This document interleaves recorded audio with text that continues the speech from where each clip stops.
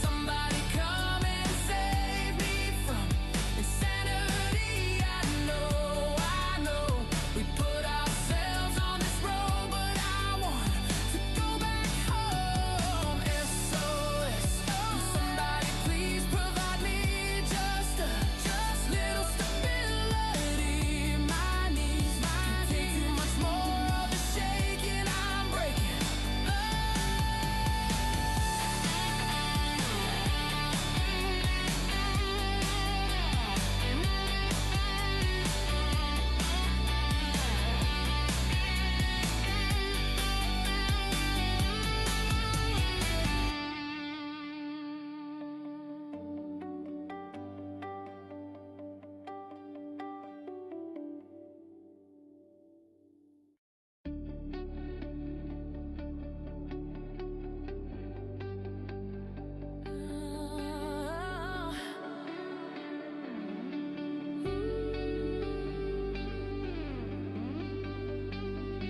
Woke up to another one and same old story on repeat. Lines are drawn across the water, no solid ground beneath my feet. Every voice is getting louder, but no one's listening at all. Feels like we're just drifting farther and farther, watching everything fall. SOS, somebody come and save me from the insanity. I know, we put ourselves on this road, but I want to go back home. SOS, somebody please provide me just a little stability. My knees can't take too much more of the shaking. I'm breaking. Promises like broken anchors pulling every ship off course. 'Cause speaking over people, but what are we fighting for? But I still have to believe in something so lost back then inside the flame. If we stop tearing at each other, then maybe, oh maybe, something will change. SOS, somebody come and save me from insanity. I know, we put ourselves on this road, but I want to go back home. SOS, somebody please provide me just little stability. My knees can't take too much more of the shaking. I'm breaking.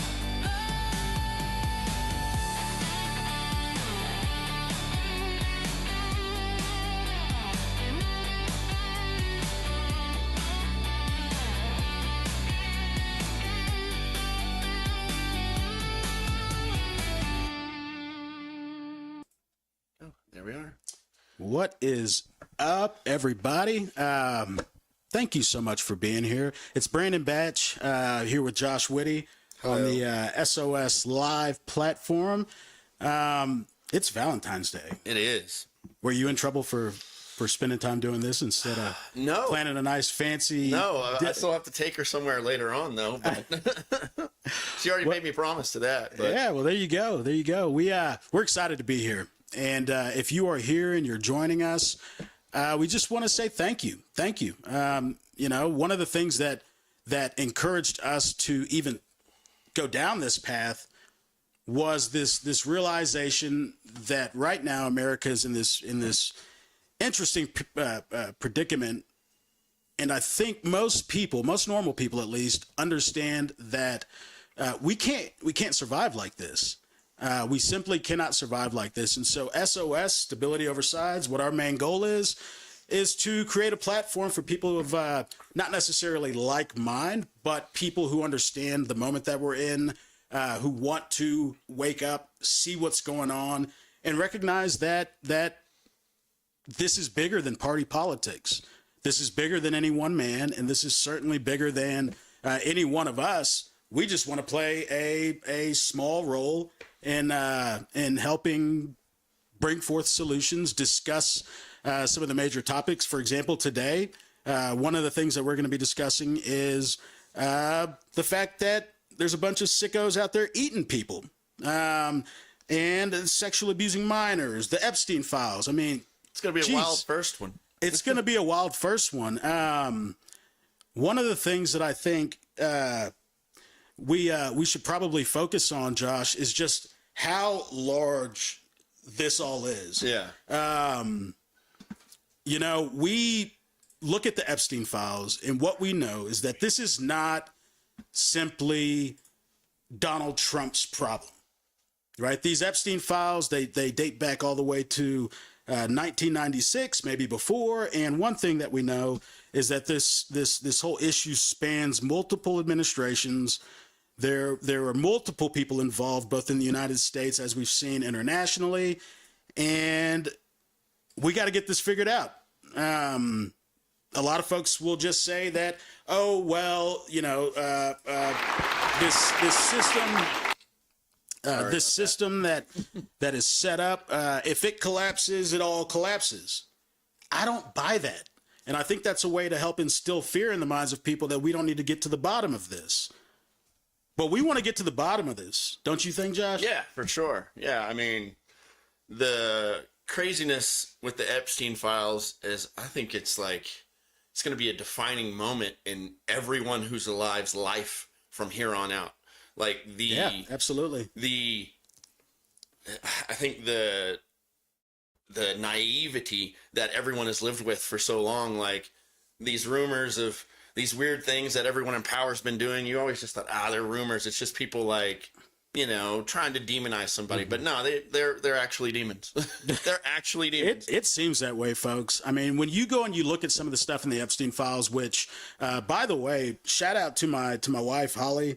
She did an incredible job of putting together a lot of our research on this. And when you go and you start digging into this stuff, it is absolutely disturbing what has been going on for so long under so many different administrations. And now it's kind of come to this climax of, so where do we go from here? Like, what do we do now?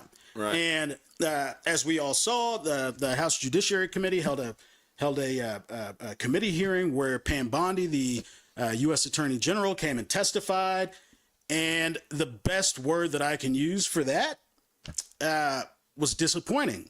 Yeah. I mean, you had the survivors in the room, lots of members that wanted to, and they were well within their right to be asking questions about the Epstein files.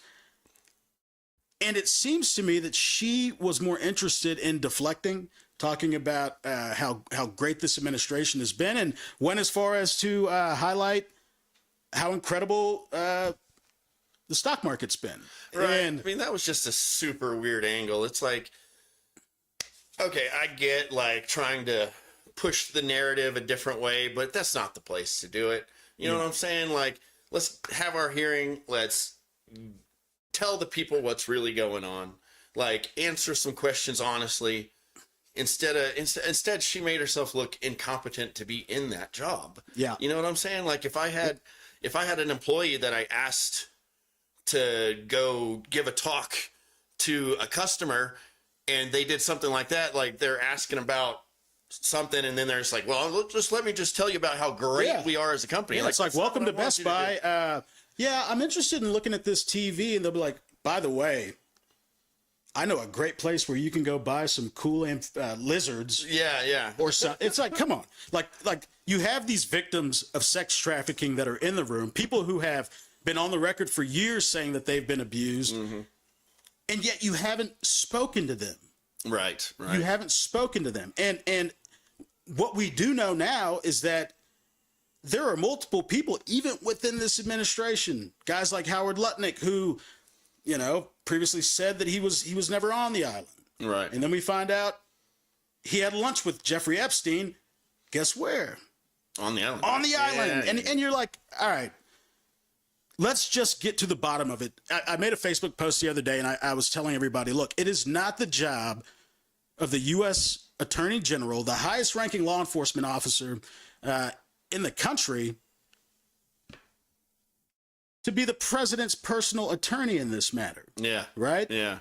And again, I want to be perfectly clear. I'm not blaming Trump. I'm simply saying he is the man in power right now. He ran a campaign on releasing this information. Mm-hmm. Pam Bondi,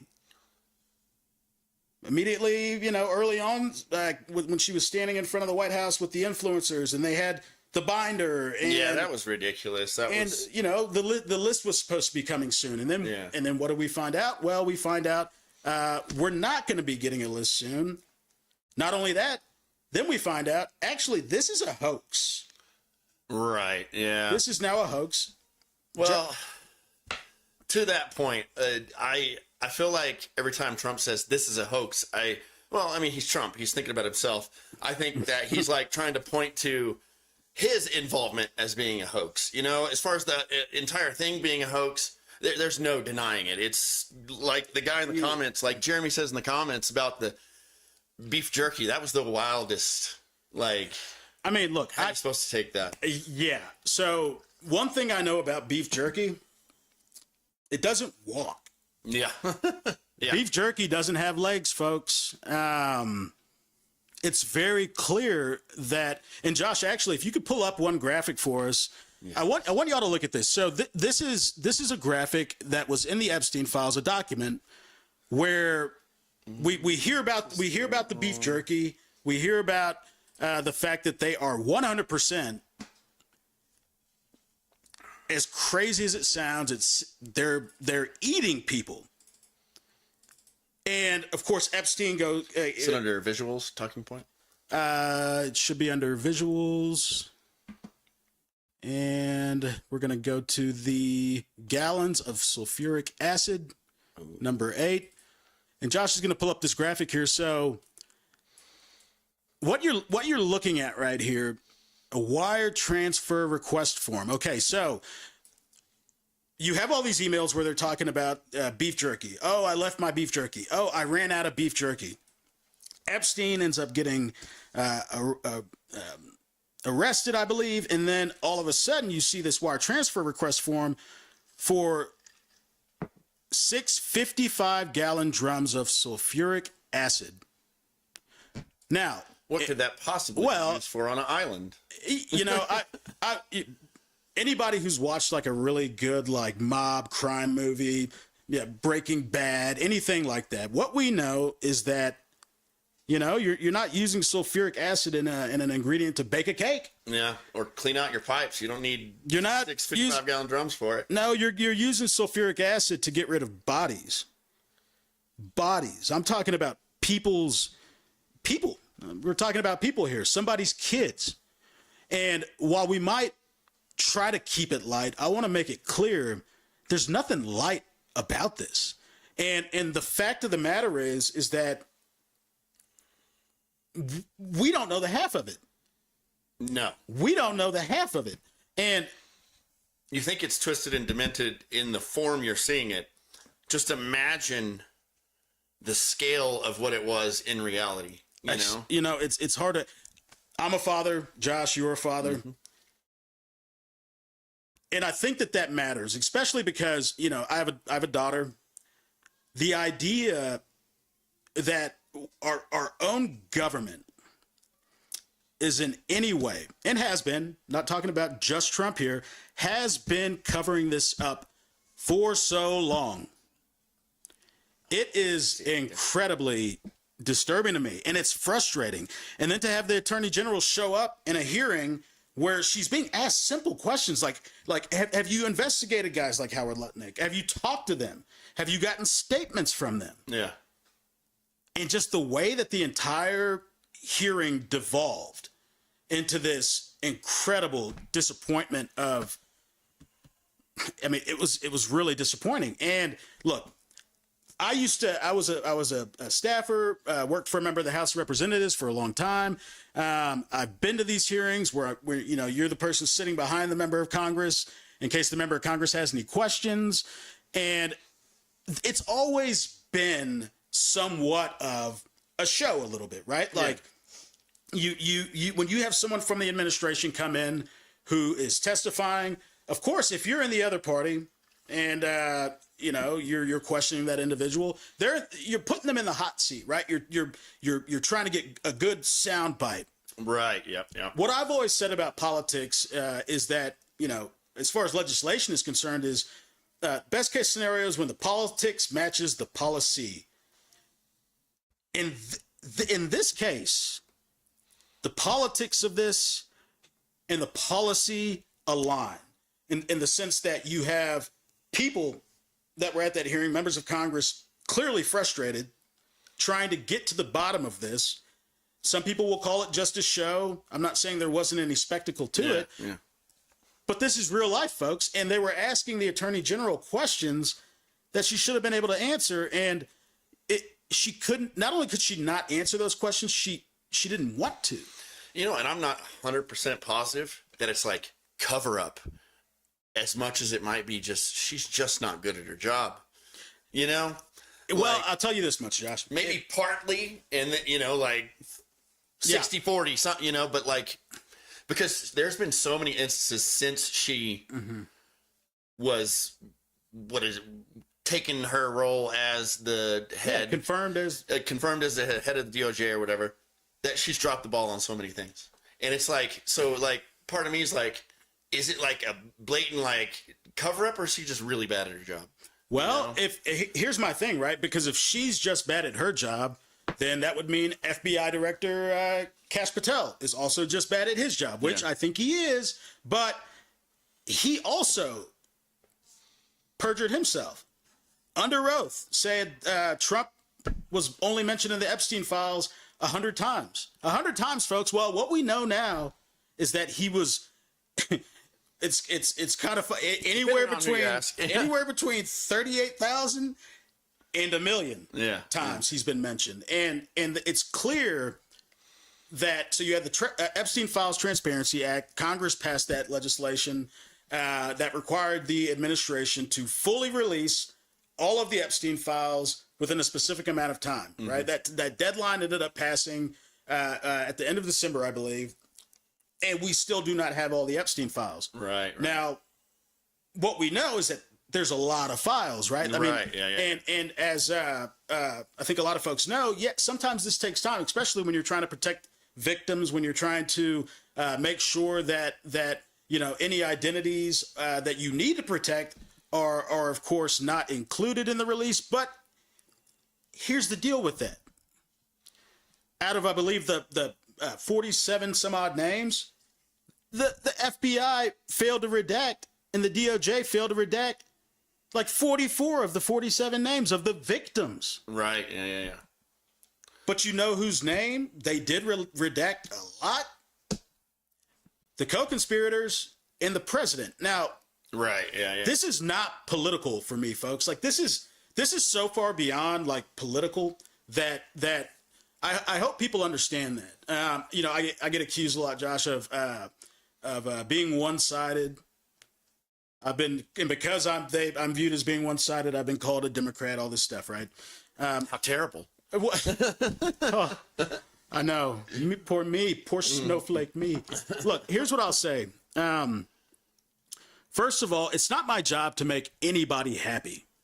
Okay? I would, if that were my job, Josh, just know I would be making myself happy first.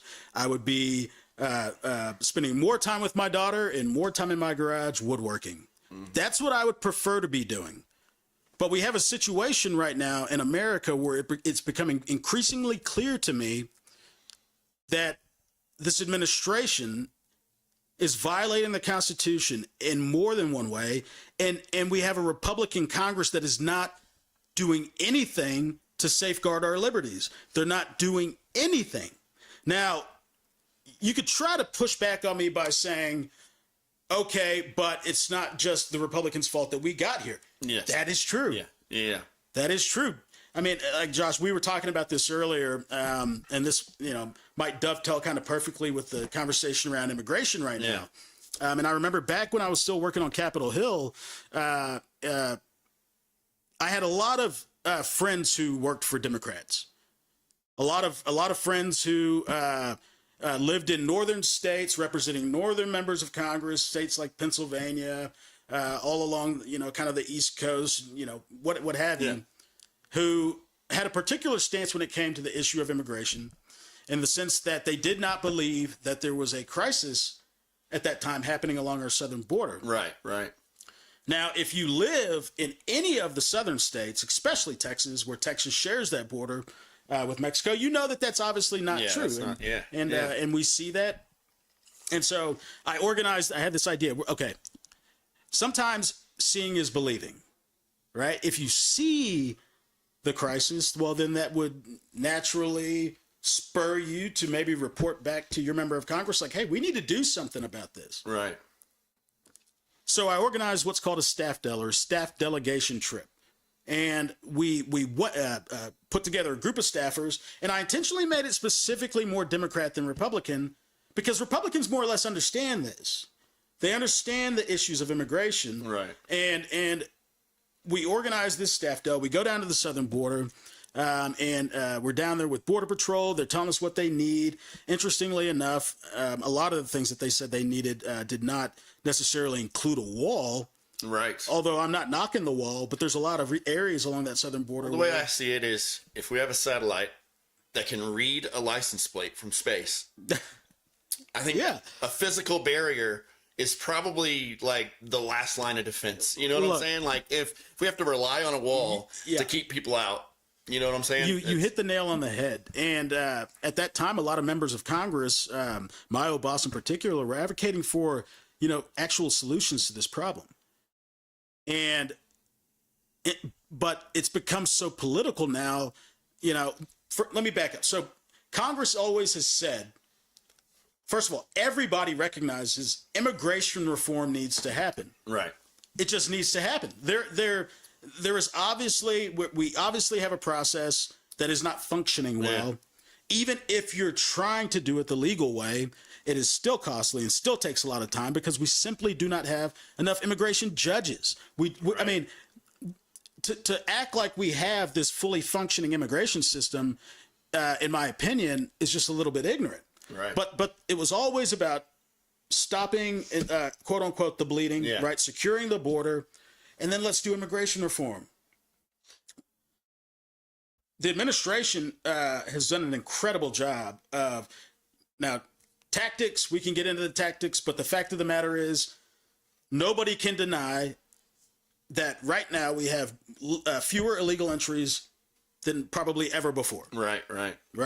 We're actually having a net positive or I say positive, but like a net effect on illegal immigrants in the country. Like there's more leaving than coming in. Yeah, well, and I think whereas during Biden's administration, I think there was months where it was 10-1. Yeah, and that's that bounce. I think it got so bad. Now it's like bounce way high. Like, oh, we're things are terrible, and now it's like it's hitting that bottom where it's like strict. Like Democrats are. Republicans and Trump are really pushing hard, getting real strict and all this stuff. And we just need that come up to a middle ground. No, and I agree with that. I think what needs to happen right now is, while we are in this place, which I'll be the first to say, I do not agree with a lot of the tactics that this administration has used in detaining and deporting people. There's still people. They don't have papers. Now, that doesn't mean that I don't think that we need to enforce our laws. Right. I mean, we've seen administration after administration enforce the law without the spectacle. Right. And I know that, there's two different camps here. Mm-hmm, you have people who are saying, well, but you have these people inciting this violence. And then you have the other camp saying, well, we're not inciting violence, but we're also not okay with the idea of plainclothes agents showing up in unmarked vehicles, just snatching anybody off of the street. That's my biggest problem with it. Like, I absolutely agree that ICE needs to do their job, or else it's going to get bad, right? But random, what looks like strangers roving around, like beating the hell out of people, You know, you can't have that. You can't have that for a police department. You can't have that for a sheriff's department. You can't have that for a government organization. They can't be like inconspicuous. And it's as easy as just throwing a number on their chest or, you know, whatever. Like, let's let you know, some common sense reform in that, I think, would go a long way. So you talk about common sense reform, and, you know, which it's kind of interesting that this is all happening at the same time that our government is about to shut down. But one of the demands that some of the Democrats made, which I have long advocated for, was like, hey, guys, why do we not try to get Republicans to agree with the idea that these agents need to be wearing body cameras? Yeah, I agree with that. Yeah. Right? I mean, we've already had this conversation as far as it applies to some of the local police forces, because you had these issues where things would happen. There was no film of it, and so you had to just rely on one narrative. Yeah. And let's look at it both ways too. It's like, not only does it like give proof of the interaction, and it can exonerate a suspect, but it can also exonerate the law enforcement officer too. Oh, absolutely. You know what I'm saying? Like, absolutely. So it's like when people like act like it's not a good thing, it's like if they're doing the right thing, whichever party's doing the right thing, it's good for them. Yeah, absolutely. You know? And if they're not doing the right thing, it's bad for them. Yeah, it's gonna be and pretty we don't bad for care. them. You know. Well, and on that note, you know, just today, I thought I saw a report that two ICE agents or federal immigration agents, you know, they were caught lying. They I believe it was with the woman in Chicago who got shot like 5 times, survived spectacularly, but the narrative that was put out there, and this is my thing, Josh. What we've seen time and time and time again is that the narrative that oftentimes gets pushed out by DHS ends up being not what the video evidence shows. Well, it's pro DHS, right? Because DHS said it. Whereas like any story you get from the people, the protesters, is going to be pro protester, right? And it's like, but I think that being said, if you're working for the government, you need to be held to a higher standard. Your actions have more weight than the average citizen. Like, I mean, how many stories do you know of a law enforcement officer who just targeted somebody? Well, and you know, and I think it's, well, and here's also the deal, right? Because you don't, when something terrible happens and you have a shooting, for example, like in the case of Renee Good and Alex Preddy, you don't have to just then immediately run out to try to spin the narrative around. yeah, Especially if there's any chance that the footage that might then come out is going to directly contradict right, that narrative. Yeah, And in both instances, you know, more or less that's what we saw. And it seems like now they've decided when there have been issues, we're not just going to run to the microphone and immediately call everybody a terrorist. Of course not. Just let the facts come out. The facts are always going to come out. You got people out there everybody's out there with their cell phones recording this stuff. Just let the facts come out. right.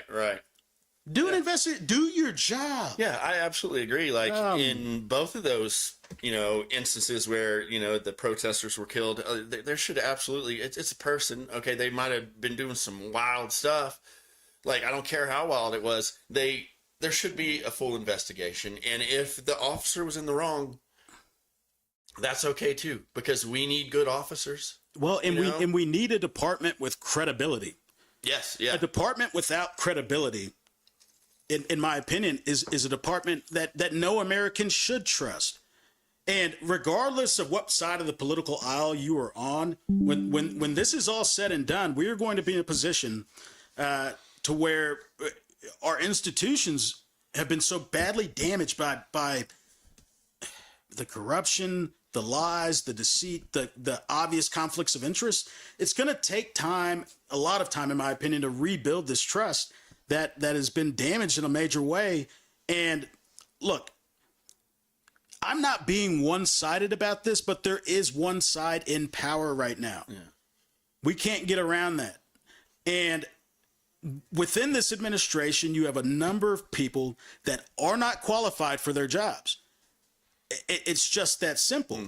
It's just that simple. In the case of DHS, my gosh, how many court orders has DHS just flatly, decided they were going to willy-nilly not obey? A lot of court orders. And one of the things that I just want people to understand is you might support the president, and I don't have an issue with anybody that just supports the president. Right now, me, I gave up my support of the president a long time ago because the Constitution to me is more important. Right. My rights are more important, and the world that my daughter is going to grow up in is bigger than any one man or any one party. And I like to try to follow the facts. And if somebody out there who disagrees with me has better facts or facts at all, I'm not going to ignore the facts. Right. But I'm also not just going to trust what the president says. And the issue that I have here is that a lot of people seem to be just trusting what the president says. And I get it. Yeah, I remember, when Biden was president, for example. I mean, you saw more or less the same thing, and you saw similar abuses too. Oh, yeah. Probably not to this degree, but there was abuses of institutions as well. I would say, whenever you say not to this degree, I think that Biden, his entire administration, abused a lot of systems, but I think most of it was aimed. Well, I take that back. COVID was, and here's the thing: we put a lot of thought into this about why so many people support Trump so wholeheartedly. I'm like, I can sit back and see the things like, oh, he did this good, he does this bad, he's arrogant, which irks me sometimes. I'm like, stop, like you could make yourself look so much better, junk like that. But I think so many people feel like Trump saved them from Biden in a lot of ways, and like to me, I felt like with Biden, every day was a new lie. You know what I'm saying? Every day was a new lie. And yeah, he might have like co-opted a lot of like institutions to push that whole COVID thing, but the only violence we saw was from individuals and not from like organizations such as ICE, where it seems like the violence is coming from ICE, although there are protesters out there, but but well, and don't get me wrong. I mean, one of the things that I think, if you're a Democrat, one of the things that I think should be upsetting to them is during that election, right? With this is after Kamala Harris is right. Democrats didn't get to vote on who was going to be the person representing their party in the general election, right? Yeah. It was the Democrat cabal, if you will, that kind of just decided, this woman checks a lot of boxes. Biden is obviously his mental state is diminished. Yeah. And Kamala Harris is going to be the person.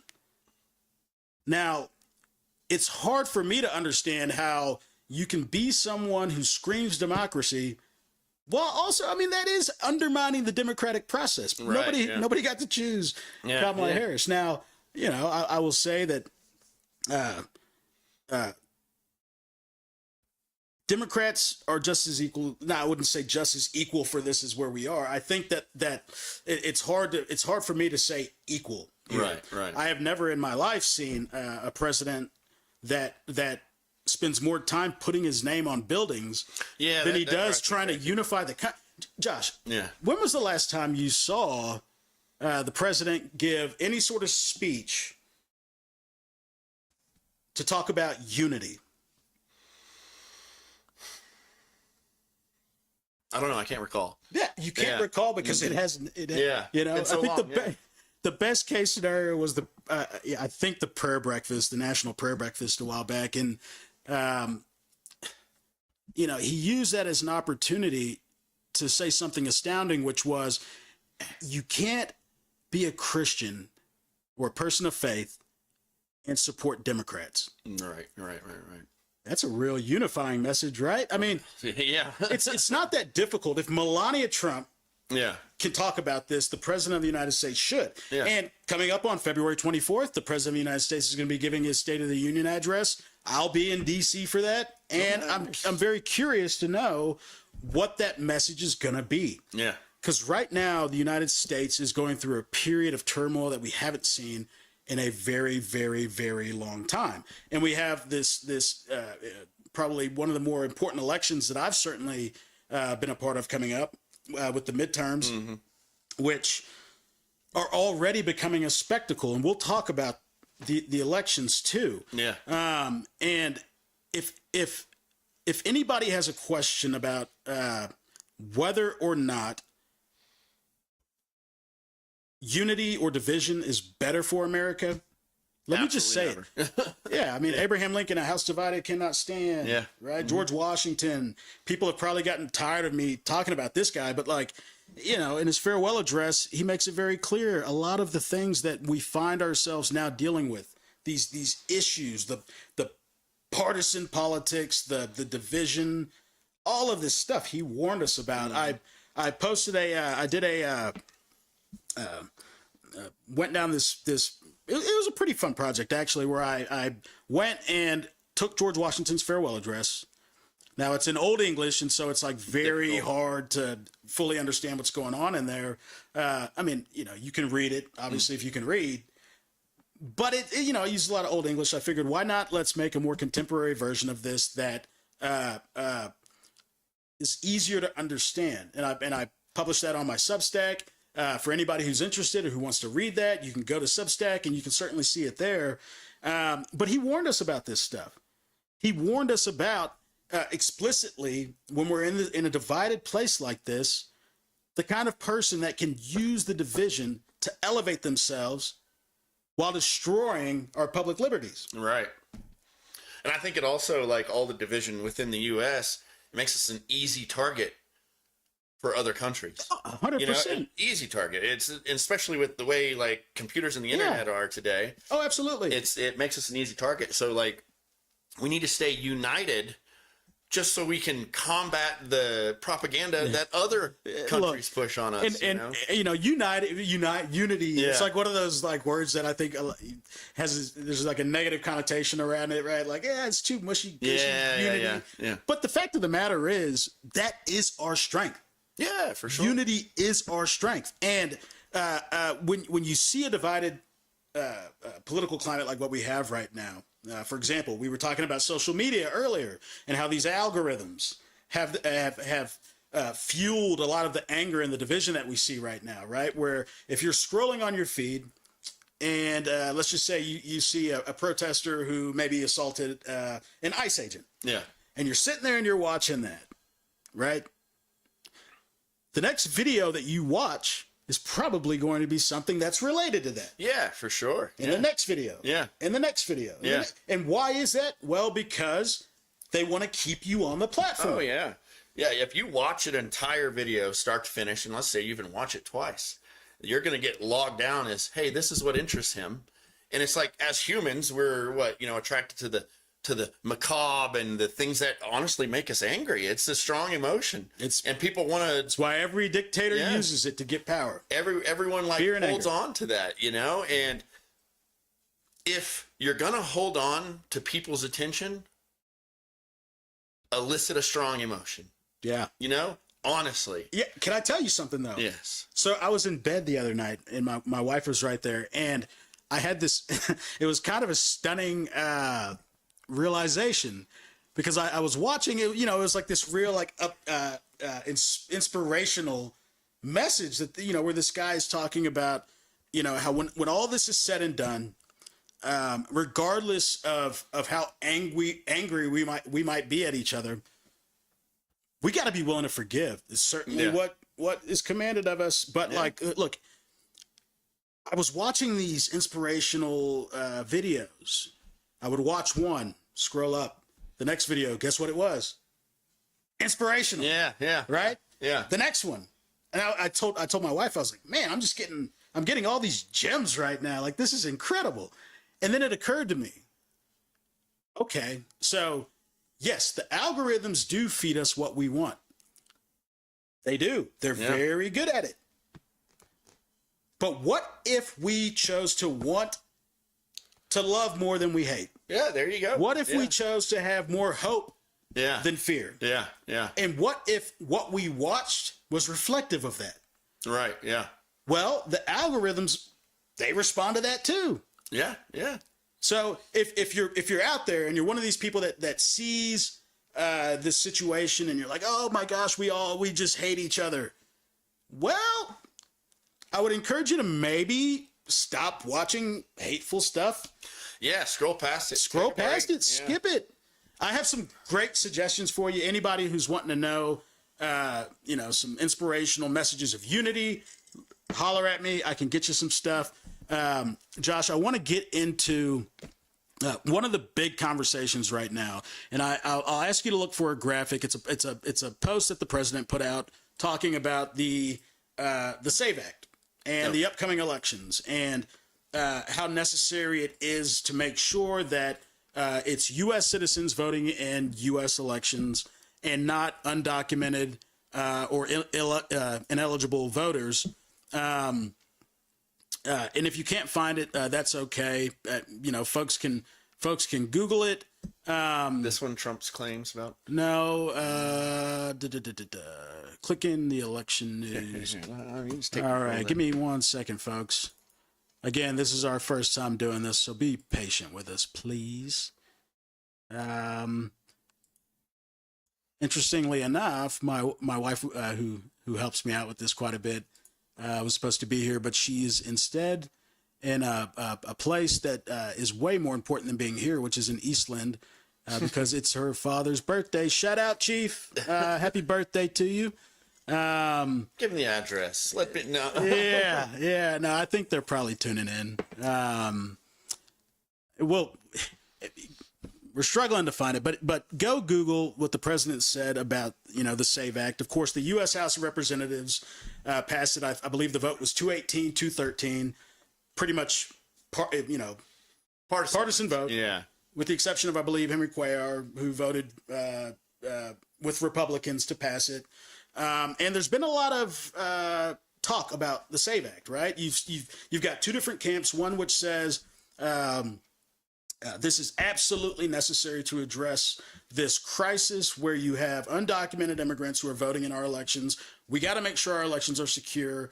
And I 100% agree, right? Like, yeah, for sure. If we don't have secure elections, well, that's a big problem. Yeah. And then the other camp, though, and primarily Democrats who talk about the SAVE Act, one of the things that they talk about is that, we also agree that we need secure elections, but this legislation makes it more difficult for a lot of people who are already eligible voters. Yeah. Right? And so what is the truth?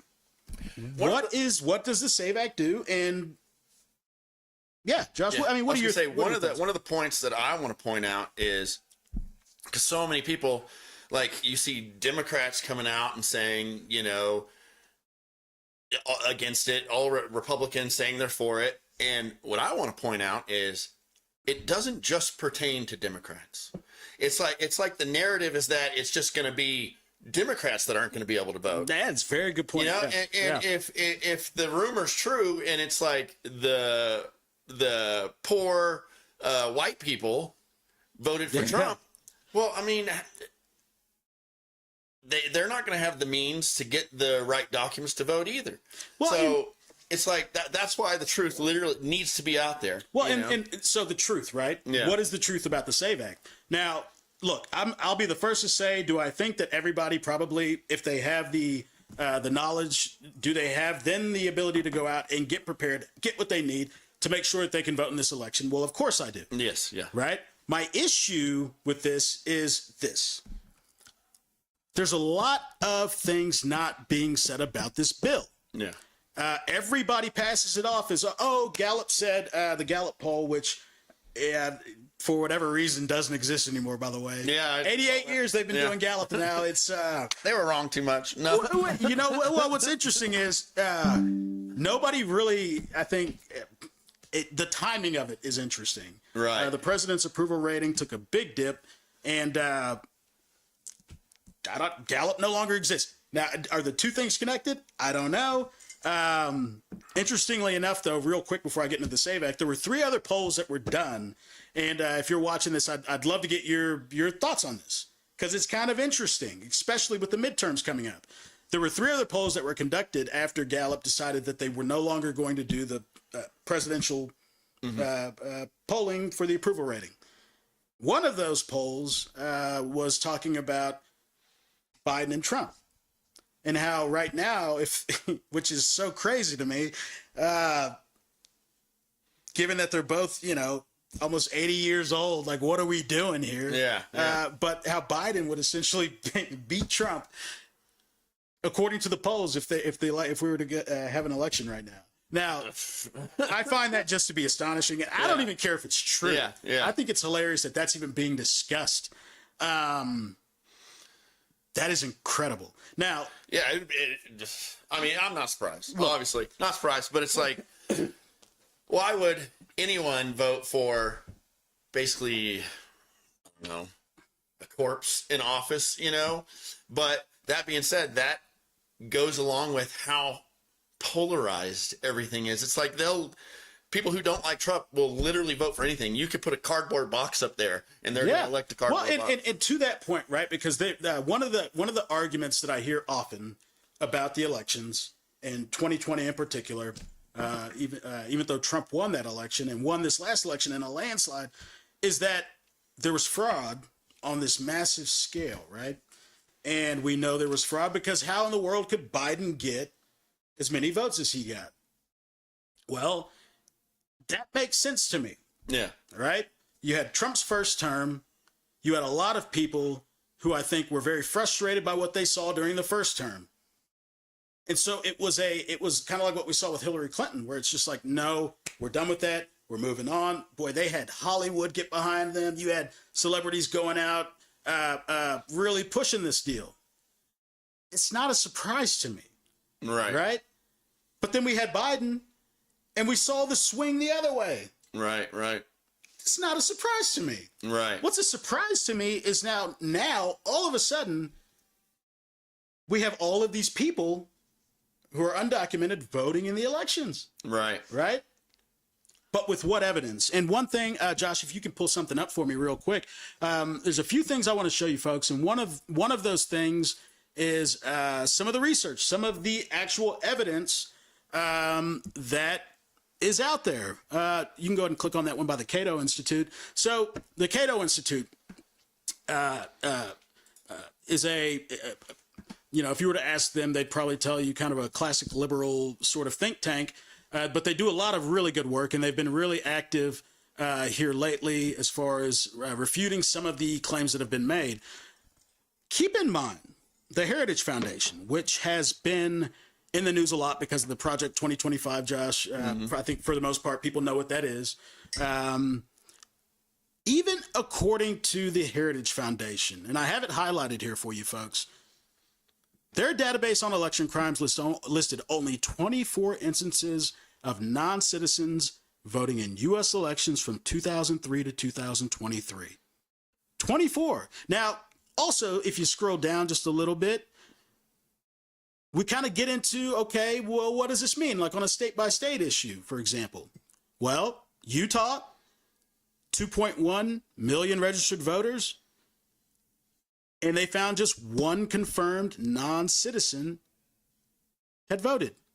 Or didn't even vote, registered. You're right, Didn't vote, registered, but they had never even, Idaho, a state of 1 million voters, did the same thing. 36 very likely registered non-citizens.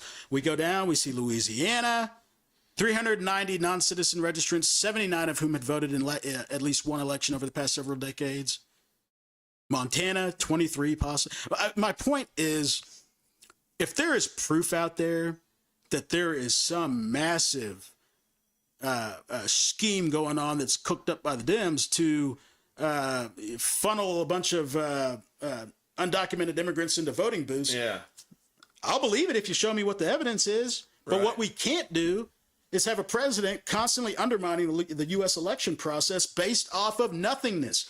43 lawsuits, Josh. Right. 43 lawsuits over this issue the president had. You want to know how many of those lawsuits he won? Zero. Right. Yeah. Now, either our judicial system is just unwilling to look at the strong evidence that he's put forth, or maybe this is a big nothing sandwich.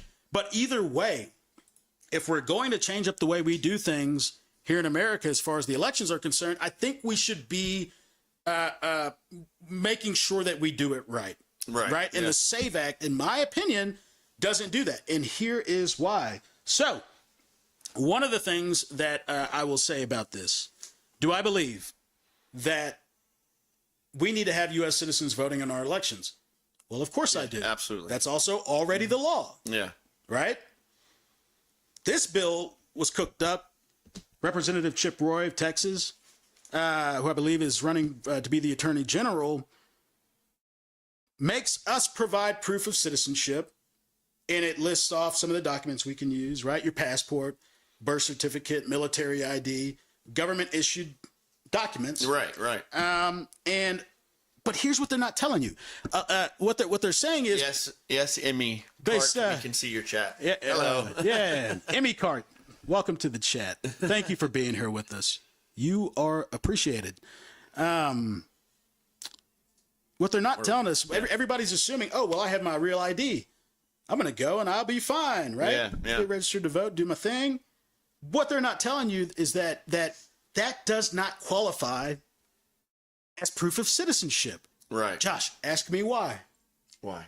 Because right now in America, 44 out of the 50 states do not use real ID to distinguish citizenship. Right. 6 states do. And I believe we have what states those are. Give me 1 second here.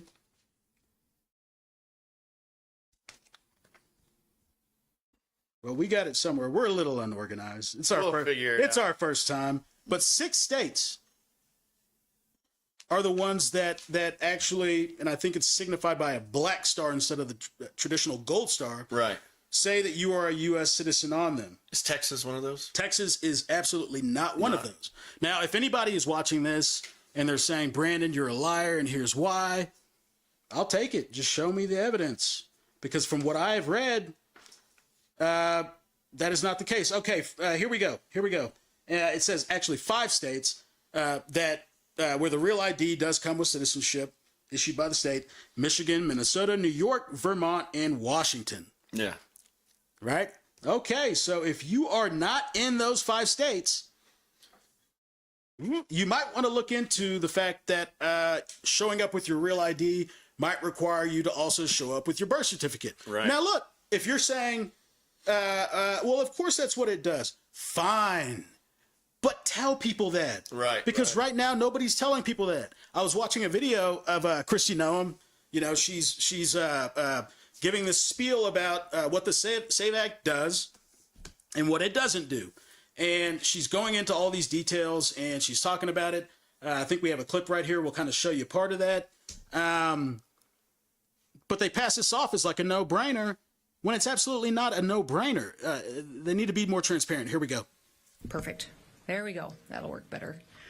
Well, good morning. Thank you all for being here again. I'm Josh, you want to pause that real quick? Of the Department of Homeland. Yeah. Can people see that, or do we need to put it on? Oh, yes. TV share. Oh, you clicked the wrong button, baby. I had already clicked it.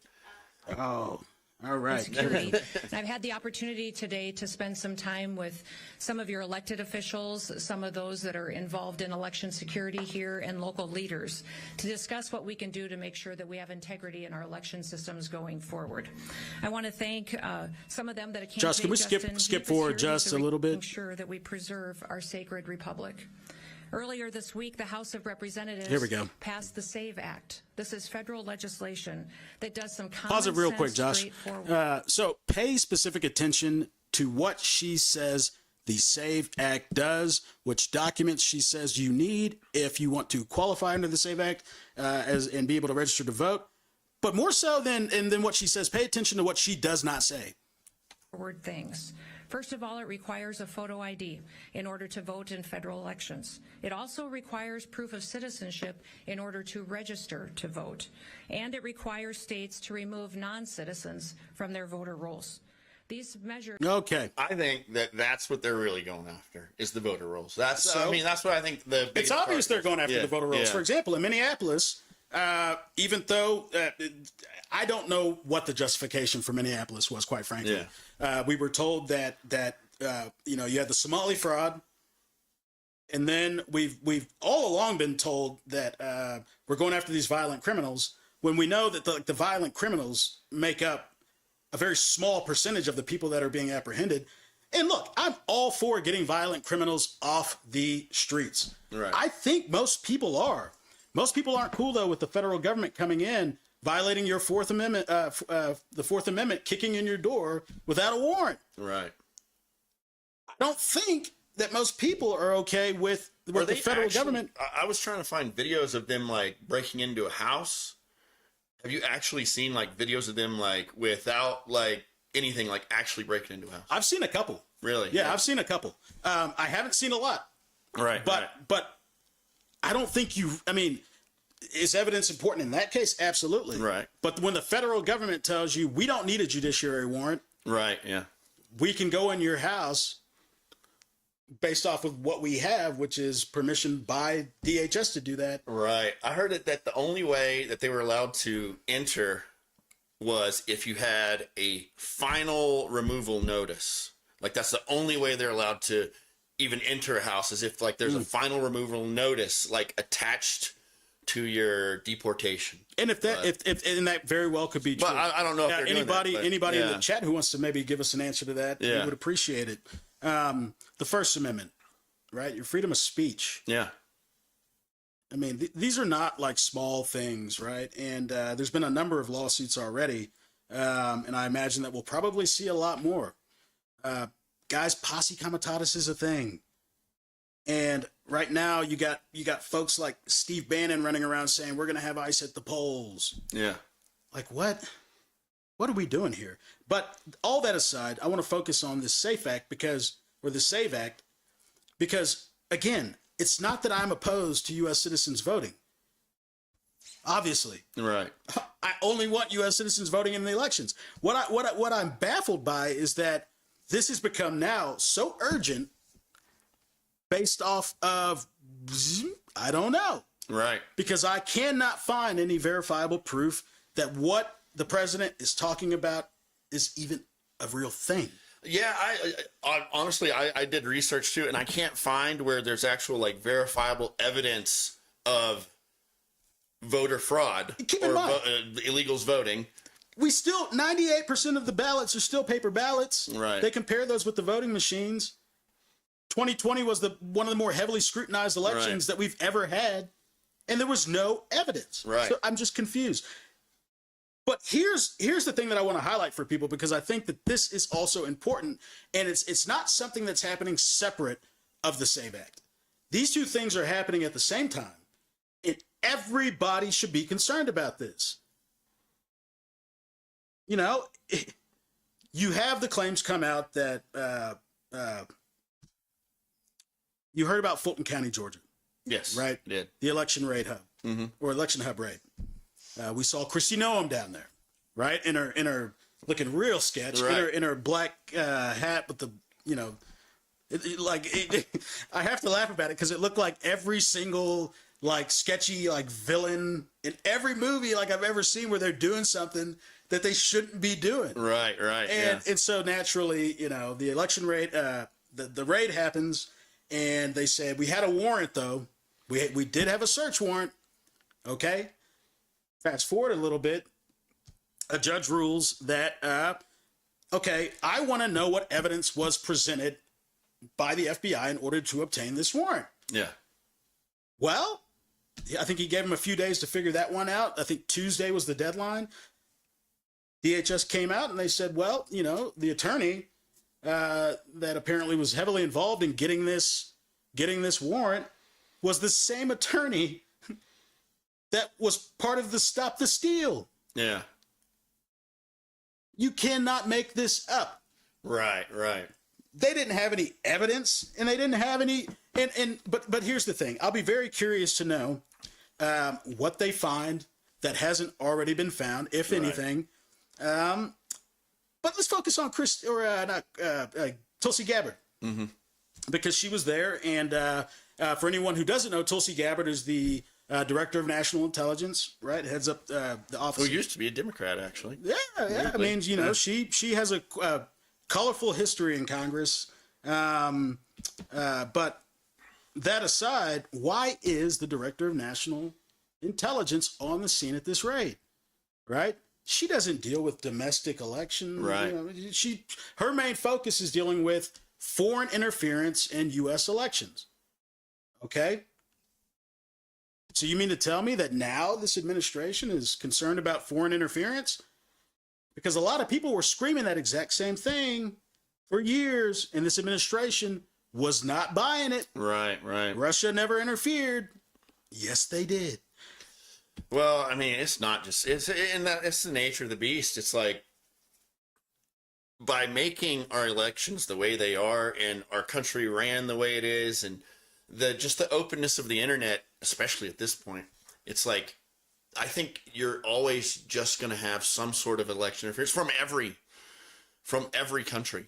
Like, they're going to, you know. And look, the United States, some more direct than others. Absolutely. Like, some countries more directly. I can name a few there, you know. Sure. Give a lot of money for stuff. Yeah. But, well, you know, and you're absolutely right about it. But let's refocus this. So then, after the raid, we also find out that Tulsi Gabbard was down in Puerto Rico. Right. Testing voting machines. Like, what is happening here, right? Like, what? She's so busy with the election. Okay? You fast forward a little bit more, and what you find out is, and most people might not know this, I don't know. Not too long ago, the NSA had intercepted this communication between two foreign, members of some intelligence community, more or less, discussing someone close at the White House, someone close to the president. Now, what were the details of this call that they were able to intercept? I don't know. Right. But whatever it was, and this happened, I believe, in April of 2025, whatever it was resulted in a whistleblower coming out, going to the inspector general because of some concerns that he had about this. And not just concerns about the conversation, but how Tulsi Gabbard put the kibosh on it, essentially told, the folks at NSA, I want a printed copy of what was discussed. That printed copy was put into a safe. Right. Tulsi Gabbard then takes that printed copy directly to Susie Wiles, who's the White House chief of staff. Yeah. It's my understanding that the Gang of Eight, who deals with these matters in the Senate, in Congress, are kind of looking into this. But here's the thing. I do not think, and I will not buy, that all of these things are happening independent of one another. I think they're all happening collectively. Right. Because, for example, Tarrant County, Texas, we just had a Democrat who got elected in a seat where Trump in the last election carried it heavily. Right. It made national headlines. Republicans are worried about the midterms right now, as they should be. Yeah, I agree. I mean, they absolutely should be. There's been a lot of just mistakes made that are like going to be hard for people to look past. I think, you say mistakes. Yeah. I say malpractice. Well, yeah.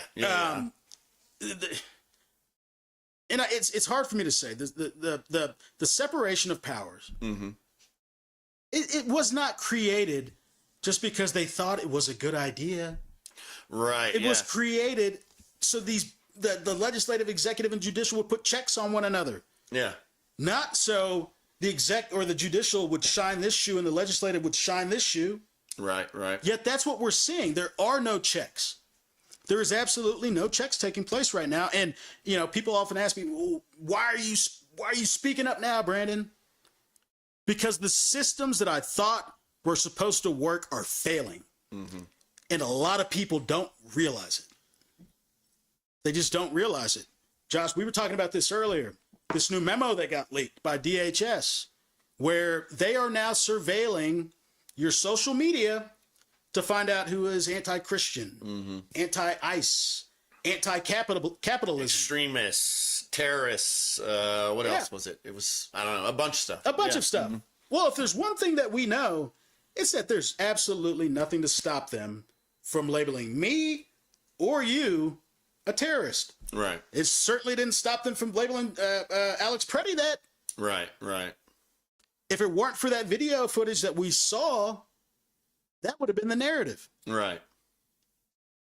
The things that are happening right now should not be partisan issues. Right. And that is why SOS exists. Yeah. Not because we want to just bash the administration, but the administration needs to stop doing stupid stuff too. You can't expect to be the people in power constantly violating the Constitution and expect everybody just to sit around and cheer that on. Well, you might have some that do that, and then you might have some that are willing to push back a little bit and say, whoa, hold on now. Because at the end of the day, we should all be concerned. Right. Say a Democrat gets elected as president in the next election, which I hope we have, and it's not an issue. Right. The precedence that is being set right now could backfire in the exact same way against the people that are cheering it on. Right. And I would just ask them to ask themselves if that is what they want. Argument, though, that Biden's administration is the one that started extremist targeting and all that of that started a political figures long time ago, and the American people to like fit an agenda. You know what I'm saying? I do. Yeah. I do. And look, one thing that people need to know is that Josh and I we don't agree on everything. Not always. No. We don't agree on everything at all. But one of the things that I absolutely think we agree on is how important it is for us to be able to have these conversations. Oh yeah, for sure. Well, and we've said this before. It's like because all of us have the same goal in mind. You know, talk about that. What do you think? What do you like? We all have the same goal, and it's like I think that gets lost in the sauce. It's like people forget that we're all Americans. Mm-hmm. We all want better lives. We all want cheaper food. We all want cheaper gas. We all want we all want our rights protected. We all want the freedom of speech. We all want these things. It's just that sometimes we get so stuck on who's Democrat, who's Republican, who's with me, who's against me, that we lose sight of the fact that we all are literally in it for the same things.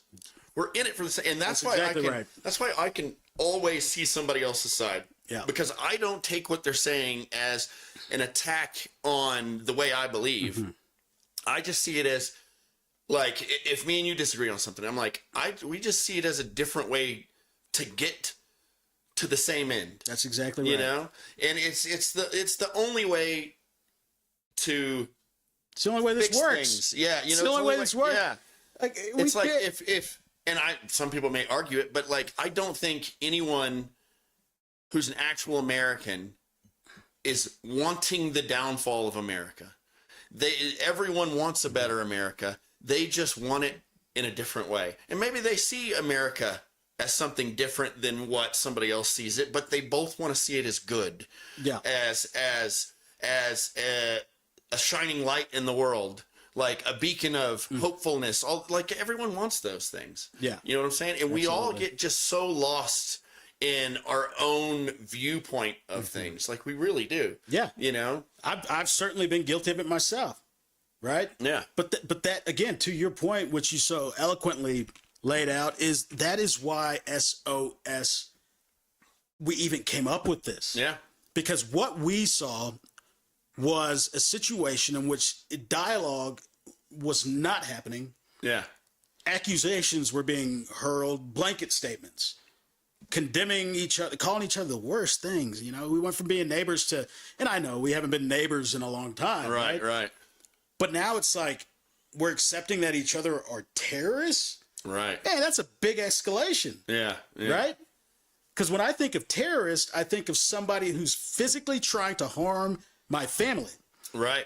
Yeah. You and I both know if somebody were to try that, what we would do. Right. Yeah, exactly. Right? We would protect our families. Yeah. Maybe even be proactive in doing that. Right. Yeah. And that's the scary part. That's why this rhetoric is so dangerous, right? I'm never going to not call something out when I see it. And I don't care whether or not it's a Democrat or a Republican. Right. Yeah. I could care less. I want my daughter to have a good future in this country. Yeah. Same. No, I mean, yeah. Same. And I'm sure the people who are watching this would agree with that. Yeah. But the only way we're going to get to that point is if we recognize that it's more important to listen than to yell. Yeah. And you know, one of the questions, you know, we're passing by 5. You see, this thing's go so fast. It's already been an hour. Yeah. Yeah. By the way, folks, Josh was so nervous to do this. Still. He was am. so, yeah, so nervous. I don't even know which camera. Is that the? Yeah. We're yeah. I always wondered how you know, these like late night talk show hosts. Yeah. They're so good at like the camera thing. Oh, I know. We need like little dots, like so we know which. Yeah. One is. But yeah, Josh. I mean, here's the reality. Right now, we have a situation where I think it has never been more prime for a strong, viable third party. I agree. A party that doesn't look at issues based off of which party is putting forth, you know, Yeah. whatever policy fix it might. I think people just want to see stuff work again. I don't care if it's a Right. Democrat who comes up with the idea. Yeah. I don't care if it's a Republican. I want to see stuff make sense, logical solutions to a Yeah. lot of these problems. Interestingly enough, tell me what you think. A lot is being revealed to us right now about what is broken with our system. Yeah. These corporations, they don't care about us. You know what? I think you can make the argument that the corporations are the legitimate third party now. You know, like well, you could certainly argue that is the direction that it's going. Yeah. You could certainly argue that Citizens United did not help. Of course, me being the eternal optimist that I am, right? And you being who you are, we're going to do our best to like actually not let that. Right.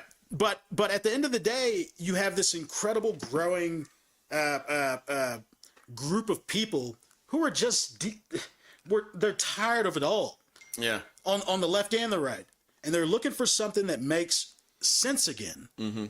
Something that makes sense. Something that doesn't use fear and anger to sell as policy. Yeah. It's tough because those are the ones that sell the easiest, I think. Well, you know? well, look, you say that, Yeah. but I will tell you, and look, people will dog Barack Obama. I certainly didn't agree with all of his policies, but that man knew how to sell hope. Right. Right. Yeah. Yeah. And a lot of Americans bought it Yeah. for 8 years in a row. Yeah. Yeah, well, I mean, you could argue 8 years in a row, but my point is that he got reelected. Right. Yeah. On a hopeful message, man. I think Yeah. I think people are also not just ready for a third party, but they're ready for something to be inspired by again. Yeah. Something to make them feel like stuff like the Epstein issue is gonna get addressed. Right, That we're not yeah. gonna have just Well, going into Trump's administration, I was I was like, oh yeah, let's go after him, let's do it. And then whenever he came out and he was like, listen, let's just drop the Epstein stuff at this point. I'm like, bro. No, what he said was, guys, my boys, Oh yeah, yeah. come on. It's like wow. It's like it was like the Yeah. biggest slap in the face to me. I'm like, I literally was like waiting with like Look, anxiously waiting, and then I get that, and I'm like, dude, like take these people that we know are literal demons, right? man, Like the most evil, you know, type of people that and do something with them. Yeah. You And know? this is all based off the stuff that we know. There's still so many files that have yeah. not been released. Yeah. And I can't help but think they're only going to get worse. They've only gotten worse. Right. Yeah. But look, I will say this, Josh. Trump is not, it's not like he just popped up out of nowhere, right? Mm-hmm. People have been knowing this guy for decades. Yeah. And he was never a good businessman. He was never a good businessman. He was really good at selling. He was really good at the marketing component Yeah. of being a good businessman. while declaring bankruptcy behind the scenes. Right. That's just the reality. He's not someone. Let me ask you this: if he were to come to you today and be like, "Hey, I got this good deal. I want you to invest in," would you do it? Probably not gonna like my answer. Heck yeah, I would. Yeah. Well, you want to know what? Yeah. I would not. Yeah. You want to know? You want to know why I wouldn't? Why? Because nothing that guy. There's no proof in the pudding, man. Yeah. Tell me. Give me an example of something. Well, I think most of all, if I was to invest, well, and see, it's all like little pieces, right? It's like the little bit of money I have. If I was to give it to him to be like, "Hey, invest this for me," I don't think there's any way. You know what he's going to do with that? He would. There's no way he would come back and be like, "Hey, I lost it all." No, So you would never see him again. Yeah. But I just think like if I actually gave him the money, like to invest for me, as president, he at this point, as you've made the argument many times, he's got a lot of avenues to make money at this point. Well, look, but maybe 1990 Trump, or whatever, maybe not so much. Look, I don't know, but I'll tell you this much, right? Because right now the American people are giving him our money. Yeah. Right? We fund the government. Yeah. The American people fund the government. Yeah. And you want to know what he's doing with our money? Literally trying to steal it. Right. He's suing the IRS for $10 billion. Right. Yeah. I made a post about this a long time ago. I said, okay, so let me get this right. Who funds the government? Right? Okay, well, who funds the IRS? Oh, so if Trump sues the IRS, who's he actually suing? Right. Yeah, the American people. And I think like the deal behind that is, I think it's less about the money and more about the statement, right? Like for him, it's like more about the statement of, if I get a settlement out of this, well, now people cannot deny that I was targeted. I think that's really what it's about. Okay, but I'm going to flip this on you, because if settlements are justification for proof, well, he's paid out some settlements before. Oh yeah, for sure. Yeah, he's Josh. No, I agree. So, like like the E. Jean Carroll stuff like that. Is what you're talking about? Like that's exactly what I'm talking about, right? Yeah, and not just E. Jean Carroll. I'm talking about charity fraud. I mean, this dude. I mean, geez, like there's a lot of incidents, not just the sexual abuse stuff. Yeah. Trump University. Right. The reality is this. Again, I don't care who it is. The proof is in the pudding. Right. Do I think that this guy is in it for the right reasons? No, I do not. Right. No, I do not. You don't give the Emirates 49% stake in a company. I think you're absolutely right that like part of one of the biggest reasons like he enjoys his job is he's able to like, and I mean, and it's evident like with Trump RX and what else? The Trump education savings thing for kids. And no, don't forget the Trump Bible now. You got Trump Bible. I didn't hear about that one. You did what? I didn't hear about that one. Dude, how did you not hear about the Trump? I'm disconnected. Trump everything. Like the Trump tennis, the tennies. Right. Oh yeah, the tennis shoes. That was pretty wild. That was pretty wild. For like $500, you can get a gold pair of spray painted Air Force Ones, high tops. Look, I think what I was getting at is it absolutely is to solidify his like. He wants to be in the history books. You know what I'm saying? He's going to be. Yeah, absolutely going to be in the history books. But I think it's like part of his, and that's his biggest issue. And I think it leads him to make the mistakes he does too, is like his ego, and well, look, I agree with you on that. I mean, the man has always had this oversized ego. Yeah.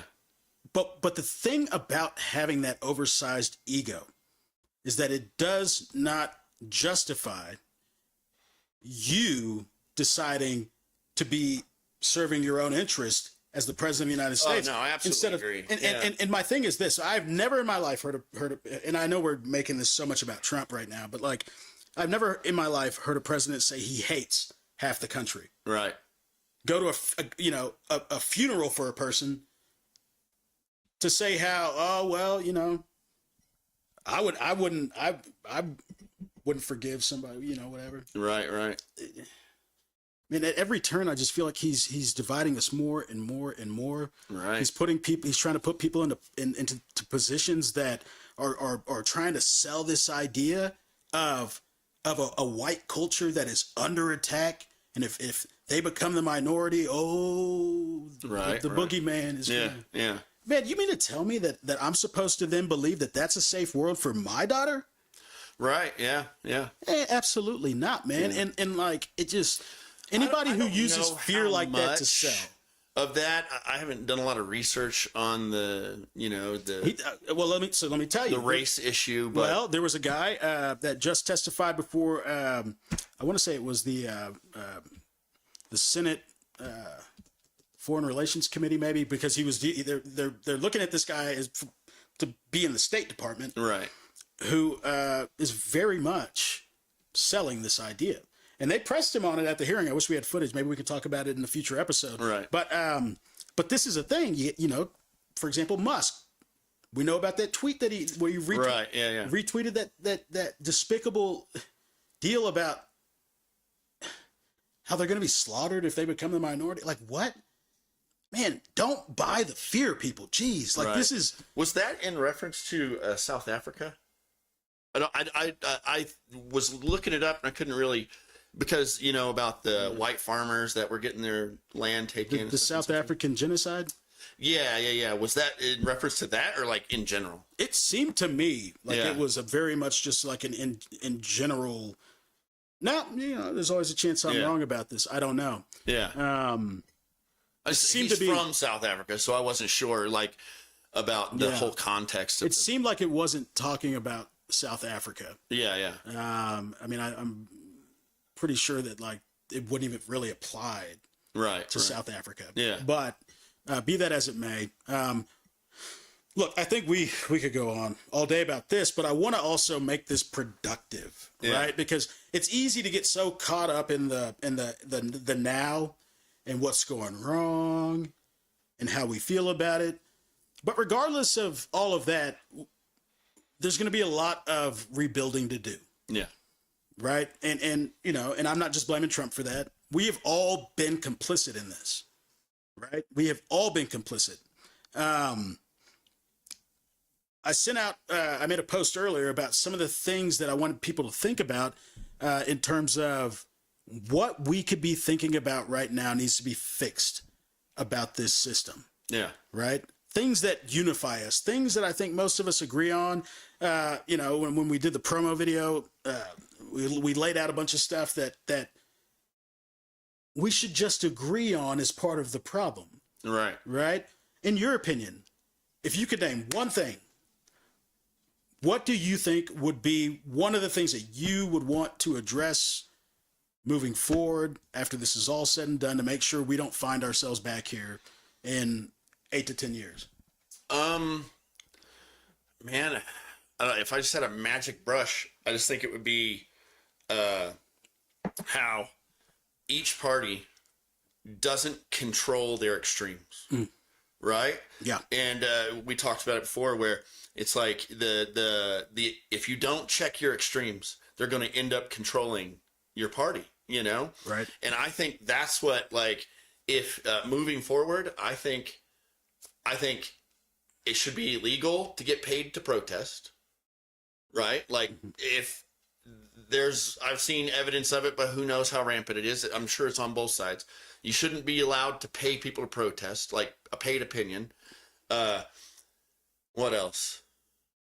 I don't know. I'm kind of stumped right now, but put on spot. Paid protests. yeah. So is that like because obviously that's been one of those things that claim has been around for years. Yeah. Oh, and I have no doubt that like there's funding that goes to Right. But so how do you distinguish between what is a like funding for a cause, Right. Yeah. right? Yeah. Which should be okay, I think- versus funding for somebody who then like say, I'm going to pay to give you this brick and I want you to go throw it through that window. Like, Well, how do you distinguish between these things? is what So I'm curious about. and who knows if it's just somebody, throwing it out there, but I think it goes into the realm of kind of dishonest when you're putting and I've seen a few videos on this when you're putting in Minneapolis, actually, when you're putting up ads on Craigslist saying, come out, get $1,500 this week and join our cause. You know? Yeah. It's like, I don't think, like, it's kind of like, it'd be kind of like, prescription drug ads in other countries where they don't allow it. You know, it's like, boy in America. Yeah, but in America, you Yeah. know, it's like, I think it should be kind of handled like that. It's like, hey, you want to join the cause naturally?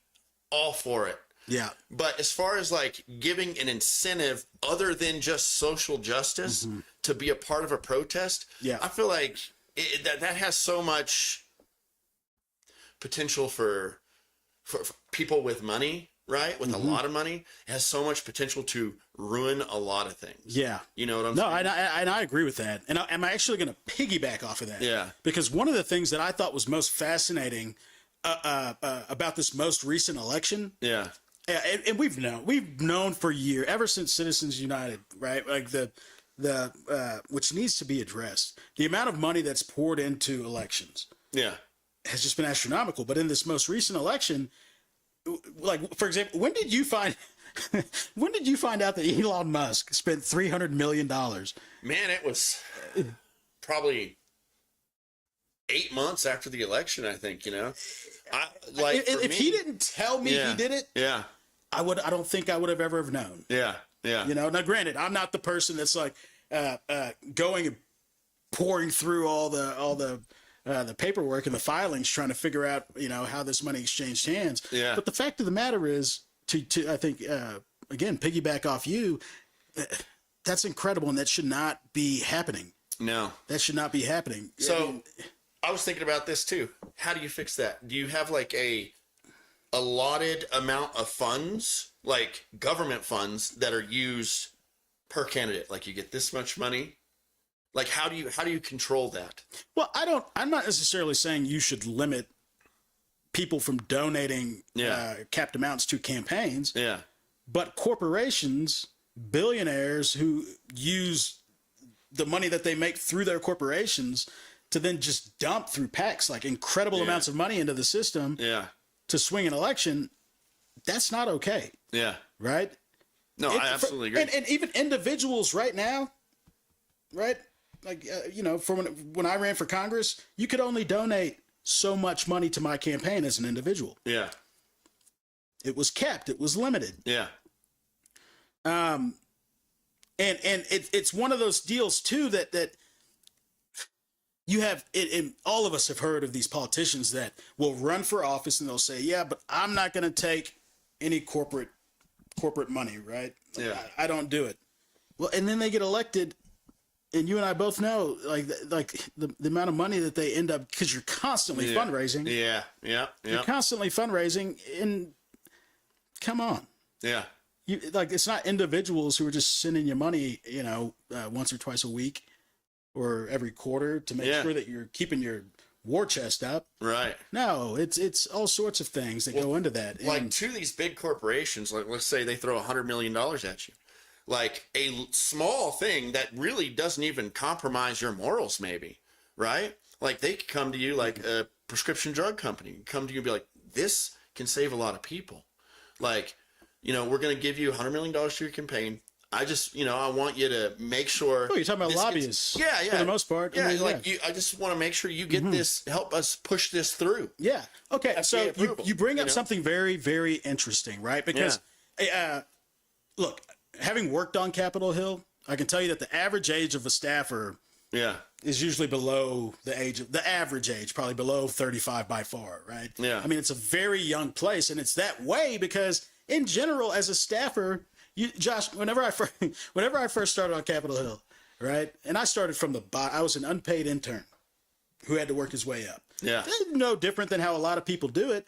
But the fact of the matter is you don't make a lot of money to live in an incredibly expensive city. Right. Right? Yeah. I was working on top of my internship 2 other jobs at one point. Wow. But because you don't get paid well to do it, which I'm not saying that you should. I think public service, you should not be getting rich on public service. Did you work at Comet Pizza? Is that the joking. pizza? Is I'm that the joking. pizza game? Yeah, yeah. You don't even say, I don't need anybody. No. No. Man, to have somebody coming from not in this environment. But because you have such a young, the age is so young for most staffers, it creates an interesting dynamic, right? And not just the age, but when you're a congressional staffer, you're given 3, 4, 5 issues that you're supposed to be pretty knowledgeable on at any given time. Yeah. At one time, it was foreign policy, agriculture, postal issues, trade, energy. Right. Yeah. 5 completely separate things, immigration, 5 completely separate things that you're kind of required to be knowledgeable on, so you can help the congressman in so many ways do his job. Yeah. And the fact of the matter is, there's no way you're going to be an expert on all of those things. Right. Yeah. And so you use the resources at your disposal to help inform you. Lobbyists are one of those resources. Really? Okay. Yeah. Now, that's not to say that there's not any issue there. Right. But if you want to fix that, because you want to know where staffers, for the most part, go when they leave Capitol Hill? K Street. What's that? It's K Street. How do you not know what I don't K know Street? K Street. No, I'm just kidding. Yeah. You know, that's where a lot of the lobbying, like a lot of the, Okay. you know, It's an firms actual are. street. Yeah, it's an actual street in D.C. Yeah. You say K Street, it's just like everybody knows what you're talking You're about. working right? at some place up and down. Yeah. And you get paid a lot more money as a lobbyist than you Right, do as a right. congressional Yeah. staffer. That's something, I don't know how you fix that necessarily, but I think you can't want to fix the problem of influence and not have a conversation about that. And I have so many good friends who are great people who do great work of all sorts in the lobbying realm. Yeah. It's not all bad, Right. but it does allow you. I mean, you could have a lobbyist walk into a congressional office with a fully ready to go packaged piece of legislation. Yeah. Have your boss introduce this. This is what it Right. does. Yeah. And this is who it helps. Yeah. And it might do exactly what they say it does. Yes. Yeah. Right? Yeah. But the fact of the matter is they're representing somebody's interests. Right. Somebody's. Yeah, for And sure. so it's just incumbent upon the staffer to make sure they understand whose interest it is that they're representing. Yeah. And does that align with the folks in that congressman's district back home? Right. If it doesn't, well, you could see a situation in which all of a sudden the focus goes from constituents to Yeah. Yeah. K Street. Yeah. And it's a balance. And in my experience, a lot of members of Congress have done a good job at not paying attention to one thing over the other. But there's a lot that needs to be fixed. One thing, term limits, something that we've talked about a lot. And wow, hour and a half we've been going. Have we? Yeah, I wow. don't feel like it. Term limits are something that I think is really important. Yes. Yeah. And, I agree. But there's a big disagreement on what does that look like in practice, though. Yeah. What do term limits look like in practice? Because a lot of folks, you need term limits. Okay. How many terms for a member of the U.S. House of Representatives? Right. How many terms for a member of the Senate? Right. I feel like 4 years is obviously too short. You can't get much done in that amount of time. Like I feel like you're probably just learning your way through the environment in 4 years. You know what I'm saying? No, I think that's right. And 8 years kind of still seems a little too short. I think 10 to 12, something like Okay, in so there. in the U.S. House, Yeah. that'd be 5 or 6 terms. Yeah. Right? Yeah. In the U.S. House, you get 2 terms or 2 years per term. Yeah. So you're talking 5 or 6 years. Yeah. I would agree with that. Yeah. And it takes a while to get to the point to where you are positioning. I mean, building a legacy on Capitol Hill is not easy. Right. And the people that do it end up being the loudmouths that cause most of the problems. Right. They're the ones look, if you're doing your job on Capitol Hill and if you're actually doing the people's work, you're more likely the member of Congress that you don't hear a lot about, right? Like Right, you're not the AOC or, right now, for example, even though, man, props to my boy Thomas Massey. I don't care what people think about that guy. He is as far as the Epstein files go, who's been the bigger champion of that? Right. Yeah. So I'm not saying that just because you hear about them, they're only doing bad things. Right. But for the most part, Yeah. if you're constantly seeing people on the news, Randy Fine. I'm so happy I don't live in that guy's district. I've never met him. I don't know who he is.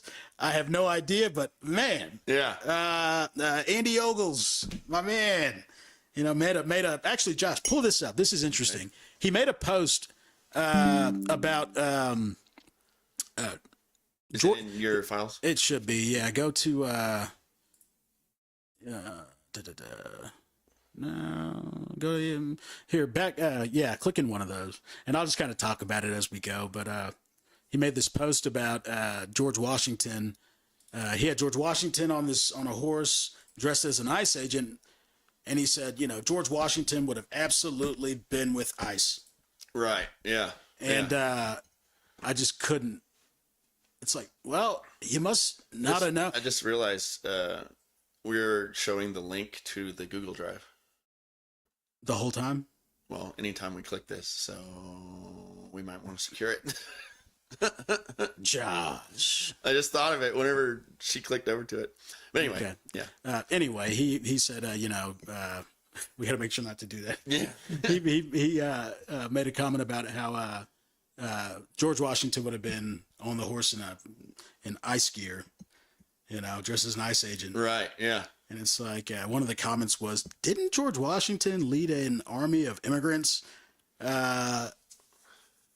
against the British Empire during the Right, American yeah, that's Revolution? true. It's like that guy wouldn't have been in no ICE Yeah, uniform. But yeah. hey, we got to be careful because any mention of ICE not in the best of light is going to wind up put us on a list of social. Real quick, Josh, let's answer some questions. We've been going on and on. What about how the SAVE Act, go back to that SAVE Act one, makes married women change their last name and their birth certificate if they don't have a passport. So, that's one of the things that a lot of people also have brought up. Right. Is when the SAVE Act when you're talking about the SAVE Act, Yeah. they're not telling you, they're just not being transparent about that issue. Right. Right. And Would bringing a marriage certificate not suffice, like, to show, like, this used to be? Maybe. I don't know. well, I don't necessarily know if a marriage certificate is on the list of Of documents. Yeah. but I think I've read that would work. Yeah. That's one of those things that we'd be happy to check and get back on.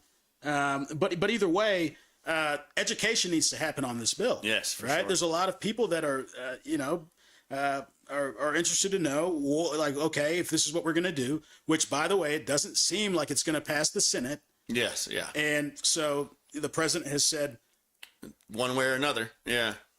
seems pretty unconstitutional to me, but who am I to judge? It's a good question. I don't know the answer to that one. But it is an issue. It is something that folks have to think about, because Right. if you get married, obviously your last name for the most part changes, and so you can't show up with just anything that Right, you got. yeah. I mean, I think that's a valid concern. Yeah, I think like you said, and I guess if it ever did pass, I mean, maybe they would come out and tell us exactly everything, why they don't lead with it, I don't know. But it's like, you don't want people to go up there to register and then not have the right documents and then leave. Right. You know what I'm saying? Especially, I mean, like if you live in rural, whatever. Yeah. Like, it's not just, you can't just show up to vote. God knows how many miles you've maybe had to travel. Yeah. Like, it just make sure people are informed and stop selling this for something that it is not.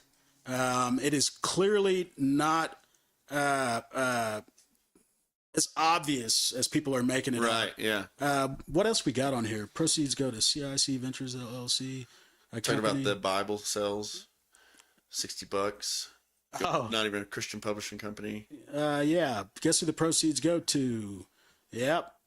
Yeah. CIC Ventures LLC, a company owned by Trump, as royalty payments for the use of his name, image, and likeness.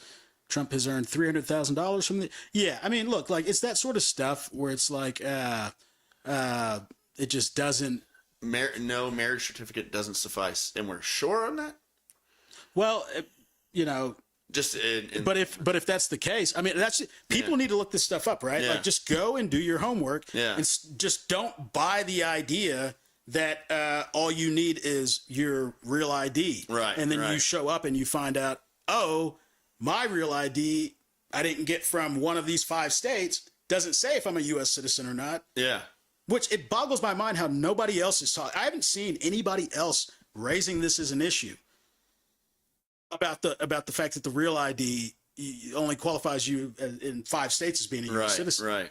But, you know, Why is it, do you think, that Republicans aren't worried about it? Like, because obviously, like, they like, Republicans are going to have to go through the same issues that Democrats you are. could argue the same thing with that gerrymandering move that they pulled, right? That came back to bite them. Yeah. Which, you know, it's so funny. Ted Cruz is out there now castigating the state of California for having a proposition to redraw the maps when it was it was Texas that kicked that whole thing off. Right, right. And they're just finding out like it's not maybe going to work as great as they thought that it was supposed to. Right, right.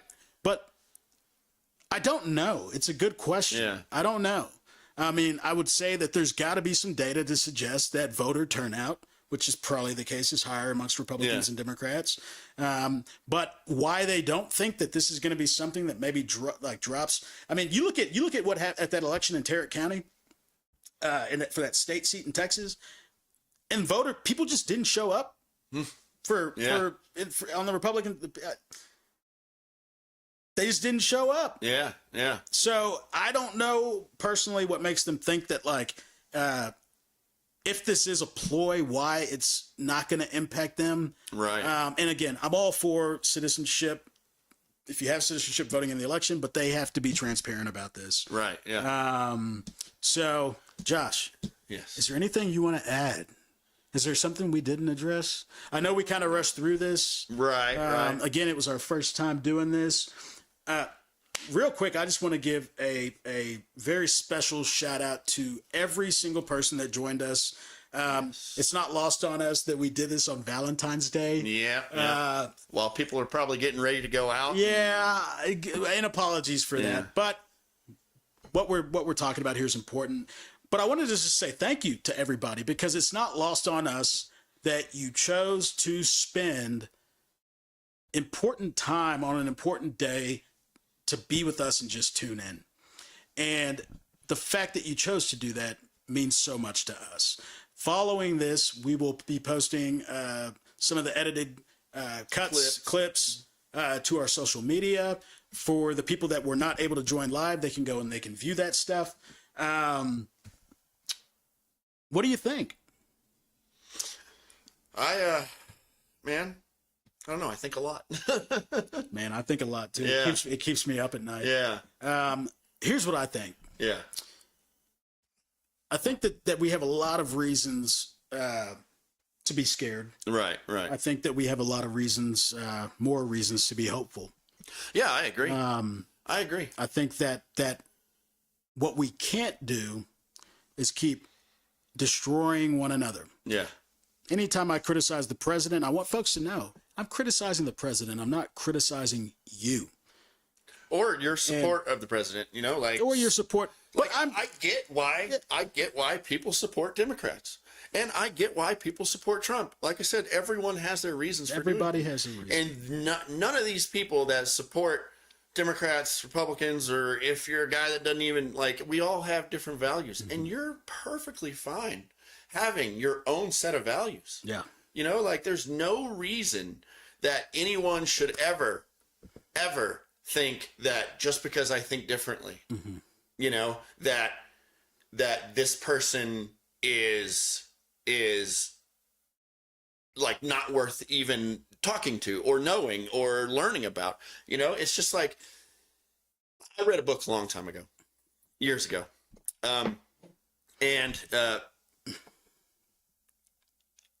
Back to We All Want the Same Thing. It was a book about how you never want to compromise. You never want to compromise. They said because compromising means that one person has to give. What you want to do is you want to set out, figure out what both people's goals are, Figure out what both people's goals are and find a way to achieve both people's goals. Man, I love that. So never compromise. Compromising is bad for one party. There's always going to be a party that comes out better, right? And it should never be like, I give some and I give some. No. What's your goal? What's my goal? How do we figure that out? What we both want. Yeah. How do we, what decision gives us what we both want? Man, that's so fascinating. You know, I've never heard it explained that way. Yeah. I completely agree with you, because it's almost like when you say that compromise, for example, which is such a commonly used term, especially when you're dealing with politics. But it does insinuate that in some form or fashion you have to give something up. Right. Yeah. Right. Yeah. To find a solution. Yeah. But yeah, I love that. But there's a solution out there that everyone achieves what they want. You know, like, you know, you can use that in the simplest ways. It's like, you know, you got a teenage daughter that wants to go out late. You want her to be safe. She wants to have fun with her friends. You know, for you, you're originally like, no, you can't go out. Yeah. Because you want her to be safe. She wants to go out. So she's like, I want to go out. Instead of compromising. So that's when I put on that mustache with the wig and follow her. Nope. Yeah, go ahead. You know what? Yeah, go for it. That's a very good point, man. That's a very good point. And I think it works in everything. You know, it's like, if, you know, so the ultimate goal, I think, for Democrats, let's say with ICE, right, is they don't, like, Democrats don't want more or less than what Republicans do for there to be us to be overrun with illegal immigrants. You know, they want them treated humanely. That's their goal, right? Humane treatment. And Republicans want them gone, right? Like, get out of the country. So how do we do that in a humane way? And I think there's a lot of ways to achieve both of those. And it's never perfect. Yeah. And no system is ever perfect. And I don't want people to think that, no system is ever perfect. Right. But again, I love the way that you frame that, because what it does is it puts you in a position to try to find the best solution, or not even just the best solution, the solution that you each want. Yeah. Yeah. Exactly. And that maybe that solution doesn't even have to be one solution. Right. Yeah. It could be two solutions. Yeah, for sure. Yeah. I love that. Yeah. I love that. Yeah. Let's do one thing.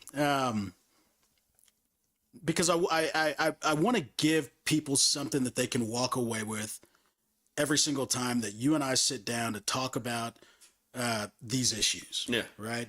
And it's never lost on me that people are going to disagree with me. People might disagree with you. That's what we want. Nature of the beast. Yeah. Nature of the beast. Yeah. We disagree with each other on a lot of things. Right. Yeah. But yet here we are sitting down having a conversation. Yeah.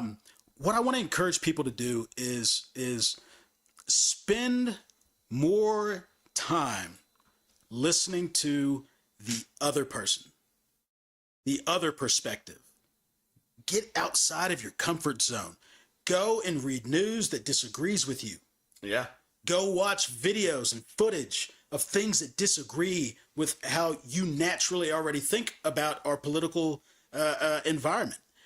Challenge yourself. For example, like when you travel outside of the country, you come back to the United States with an entirely different perspective on the United States, because you've seen other countries, and you usually come back and you appreciate what we have more. Right. Yeah.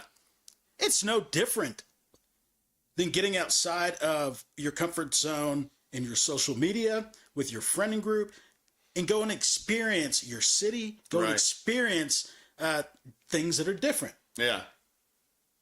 Because it will overall help inform you. It will give you a more well-rounded perspective. And if nothing else, a better understanding of one common truth, which you alluded to earlier, Josh. Everybody, for the most part, wants what is best for America. Yeah. And how we go about getting that, I think, is what we disagree on for the most part. But Yeah, as long as sure. we think that and believe that what we want is the best for this country, Yeah. well, then it makes it a lot easier to have conversations about how we get there. Right. Yeah. So, Yeah, for sure. what do you think? 5:45? It's pretty. I think we've spent a lot of time talking about a lot of important stuff. Yeah, I agree. And I know we rushed through some stuff, but Right. again, folks, thank you so much for being with us. We enjoyed this. I loved it. It was our first scared time. And I started settling down. Yeah, Josh was scared. Josh, how tall are you? 6'4". Yeah. This guy is like 6'4".